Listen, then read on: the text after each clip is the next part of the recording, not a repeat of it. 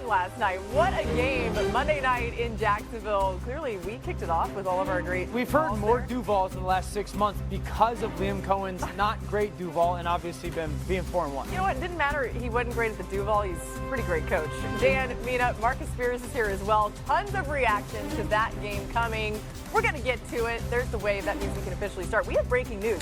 The Bengals are trading for Joe Flacco. Cincinnati gives up a 5th-round pick and gets a 6th-rounder and the quarterback for the Browns. Flacco is Cincinnati's quarterback until Joe Burrow can return from his turf toe injury. I'll be completely honest here. When this happened, we had some interesting reactions texting each other. Dan, what do you think of this move? We'll start with you.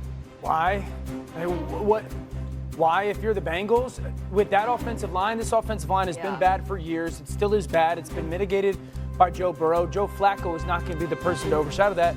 And then the other thought was, do they in Cincinnati think that Joe's coming back? Like, is this the move that signifies, no, they have belief that Joe is going to come back maybe mid to late November, and they're just trying to keep themselves in the race so when he comes back, if they can get on that final 4 or 5 game run and get into the playoffs. But this one's odd to me. Even if that is the goal, this isn't the right quarterback to get there. I understand that there's a dearth of options, but to your point, Joe Flacco was terrible under pressure. In fact, dead last in the NFL in QBR under pressure. QBR of 3. The Bengals' offensive line is even worse than Cleveland's, and they don't have a run game. Cleveland actually has a run game. So I understand that Jake Browning hasn't been good, but I failed to see the upgrade here. I know people are going to say, well, who else? But at least try to capture some upside, potentially. I just don't see the upside in this move. Yeah, I agree. The perplexing thing for me was that Jake Browning has been here. Like, are you going to get better with Joe Flacco? And then you said it, and we've been talking about it, how bad this Cincinnati Bengals offensive line has been. But I contend always, any offensive line lining up in shotgun 60 times a game is probably going to look bad in 2025's NFL, especially with Joe Flacco with an immobile quarterback. Like, this the guy you go to based on all of the problems that you've seen. I don't know if it's an understanding. I don't know if you think you can get the ball out quicker. I don't know what this move was about. But the first thing I thought about was, okay, let's bring in a statue to stand behind the offensive line that gets the quarterbacks hit and then get better. Yeah. I don't know why. I don't know why it's not a younger, more athletic option. Now, maybe they did. In their defense, maybe they made some calls for a younger player that's maybe a little bit more athletic to try to mitigate it. But this move doesn't feel like it's a upgrade remotely from Jake Browning. I know Jake Browning's turned the football over, but at least he's way more mobile. Yeah, I would have. I mean, look, man, mobility, it's better, but I would have. This should have been Jameis Winston. Yeah. Or even Russell Wilson. Curious. I just don't get the Flacco part of it. I don't get it. Well, okay, from the Brown side of things. We down on this one, y'all. After trading Joe Flacco, we're perplexed. To the Bengals, Dylan Gabriel, Shedeur Sanders are the 2 remaining quarterbacks on the Browns roster. Dylan Gabriel showed some promise even in a loss. Bailey Zappi is on Cleveland's practice squad.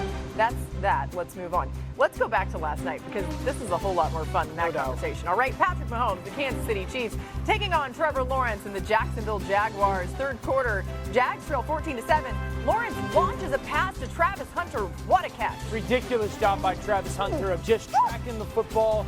That's like that athleticism, that ball skill, the instincts that we often talk about with athletes. That's a very special, very difficult catch. And how about Lawrence here? It felt like Spags didn't have a great plan for the running ability of Trevor Lawrence in this game. Yeah, really good job. A couple times he saw seams and did not hesitate, put his back foot in the ground and took off. And the game is tied late third quarter. Mahomes throws an interception. Devin Lloyd runs it back for the pick 6. He had 2 interceptions the week before, Mina. Yeah, didn't anticipate him dropping out of that pressure look. His coverage instincts this year have been excellent. Arguably the most improved player in the NFL. Wow. He got a little tired there at the end. I don't blame him. It's 100 yards a long time. Going. All right, fourth quarter, same score. Jags have the ball again. Lawrence, this time he throws an interception to McDuffie. Yeah, this is a huge point of the game. You know, start of the fourth quarter and you're up by a touchdown. This should have been pass interference. Fortunately for the Jags, it doesn't hurt them because the Chiefs immediately turn it into a tied football game. So it's tied 21-21, under 2 minutes to play. Chiefs on the 2-yard line. Mahomes sends it deep down the sideline to Hollywood Brown, and that's a gain of 20 yards. Spectacular catch. Yeah, we saw a couple plus plays by Patrick Mahomes last night, and Hollywood Brown had a couple moments on the sidelines that were good, and then Querim Hunt punches it in, they take the lead. Yeah, so now Trevor Lawrence, he's got to make something happen right here. A minute left to play. Lawrence to Brian Thomas Jr., who hadn't been super involved in this offense, and that play mattered big time. One of the best throws of Trevor Lawrence's career. Agreed. Right? So impressive in such a big moment. And then Trevor Lawrence right there. Ooh, it seems like an interception to Brian Cook. The entire stadium lost its breath, but ends up being called for pass interference. And then this is the craziest play you're going to see in quite some time. Lawrence gets stepped on. He falls down. He gets back up again. It didn't matter. He said that was just how they drew it up. Kind of, but not really. Look, I've had that being stepped on many a times before. Honestly, that's a great play by Trevor Lawrence. Wait, what are you thinking watching this? Do you think this had any chance? God, no, I thought it was like, oh my gosh, it's going to be awful ending. Oh, I'm calling it Trevor Duval. with me after the game. Duval. Oh, just panic, sheer panic on the ground, we didn't have any timeouts, got stepped on coming out, and I was like, I got to get up, and I was just going to throw it out of bounds to stop the clock, and then there was really no one around me, so went and made a play. What we do is truly the most pretty thing in the world. But guess what, man? Guess what? Guess what? Winning feels good. So proud of the way you compete. And I'm so proud of you, coach. So proud of you, coach. Great job. Trevor Lawrence, get us a break.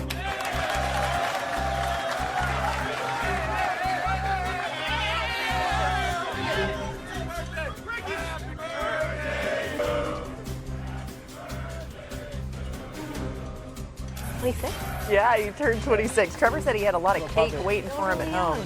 Super young. It's a good reminder, right? It feels like he's been in the league for a long time, and he has in some ways. But 4-1, the Jaguars off to their best start since 2007. They've been doing their work in the trenches. Jacksonville ranks 3rd in pass blocking, 2nd in run blocking this season, and their +8 turnover differential leads the NFL. Last season, the Jags were -15 in turnover differential, 4th worst in the league. It was interesting too. They did not have their starting center for a large majority of the game. Robert Hainsey went down, and put the quarterback under center, run the football, have a little play action, a little balance through offense, goes a long way. what did you see from Trevor Lawrence specifically last night? Honest question, when was the last time the Jaguars won a football game because of Trevor Lawrence? Because of his performance. 2023? A while. Last night was the first time in a long time I feel like he played with edge, he played with attitude, he played with confidence and moxie. I go back to that interaction with him and Liam Cohen on the sideline in the Bengals game and what was it and whatnot. And for feels years now, we've been begging Trevor Lawrence, don't be so robotic. You're a freak athlete.